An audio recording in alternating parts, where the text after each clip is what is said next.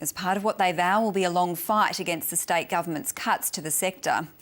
Amongst the crowd was Max Campbell, a 20-year veteran TAFE worker from Gippsland, who recently lost his job as a result of the cuts and has grave fears for the impact on the region's youth.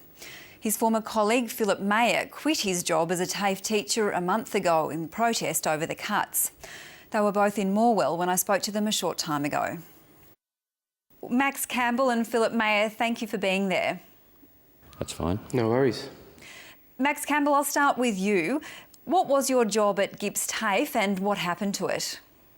I worked at Gips TAFE for 20 years. I started there as a audio-visual technician, which is basically providing technical support for teaching staff with all their educational technology that they use in the classroom. My job progressed from that through to a multimedia producer. And you lost your job recently. Tell me about that. Yes, I did. On the 30th of June, basically I finished up after 20 years working at TAFE. 2 weeks' notice. It was a bit of a shock. And what reason were you given for that? Well, the education cuts, basically, the government cutbacks. And what programs are you most concerned about going in Gippsland and at Gips TAFE in particular? Well, I'm concerned about a lot of programs there. I mean, all the arts are going to be lost. Music, visual arts, fashion's already been closed. The hospitality industry is winding down, the hospitality courses. The state government has said that the TAFE system has become unsustainable and that it's been bloated by too many people doing courses like fashion and hospitality. Don't they have a point? No, not really. Well, certainly not in our region, I don't think. I think some of the private providers may have exploited the situation. I know certainly in the sport and rec area some private providers came in and provided dodgy courses. But I think as far as fashion and music, hospitality, I think we've been providing a really good service for local students. And what is your concern about these programs going? Well, like I said, opportunities for regional youth are disappearing. I mean, our kids already they're finding it hard to get jobs in the regions, and now they're going to find it very hard to get training. Phillip Mayer, if I can go to you now. You ran youth programs at Gips TAFE. You didn't lose your job, you chose to resign about a month ago. Why? Yes, that's correct. I suppose the main reason was that I didn't see that I fitted into the organisation anymore. My main focus was youth programming. I ran some very successful building bridges and VCAL programs along with a really good team of colleagues, and over the last 2 years, but in particular this year, those programs have been whittled away. So I suppose I saw the writing was on the wall and controlled my own destiny and pulled the pin before I was pushed. So what sort of young people were those programs catering for? Well, they were designed for disengaged youth, so kids that didn't fit into the mainstream education system, kids that either had been expelled from schools or who were round pegs trying to fit into square holes, if you like. So there were kids that were essentially disengaged from the education system. And what number of children are we talking about, or young people, and what region will be affected?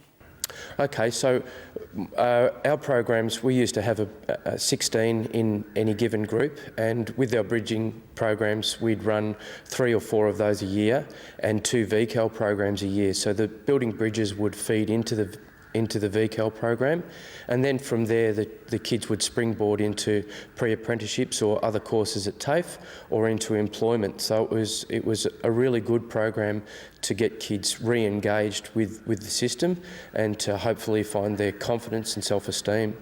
Are there any alternatives? Not regionally, certainly not in the Latrobe region. It was a reasonably unique program, especially Building Bridges program. I mean, schools do run other programs, but you still need to be engaged with the school, and these programs were really for kids that couldn't go to schools anymore for one reason or another. Phillip Mayer, staying with you, what do you think the consequences will be for the region as a result of these cuts? Latrobe is already a depressed region in a lot of ways, educationally and financially, I suppose. We have relatively high unemployment within the region, and I suppose there's a lot of social issues as well. So I think that will impact negatively, and it will increase unemployment, it will increase disengagement, dissatisfaction. Kids are bored in regional areas, and if they feel that they've got nothing to go to, if there's no educational opportunities or employment opportunities for them, then obviously that transfers into other social areas negatively, with crime and just disengagement. So it's a really negative thing, I think, for the community. Max Campbell, you've chosen to speak out along with Phillip Mayer after leaving the system. The state government's made it pretty clear that they won't reinstate the funding cuts. Do you think you have any chance of changing their mind? I think if the public become aware of what the social consequences will be of these actions, that they will hopefully put some pressure on the government and hopefully change their minds, or maybe we get a new government and a new direction. And if I can ask this to you both, starting with you, Max Campbell, what does the future hold for you now regarding employment?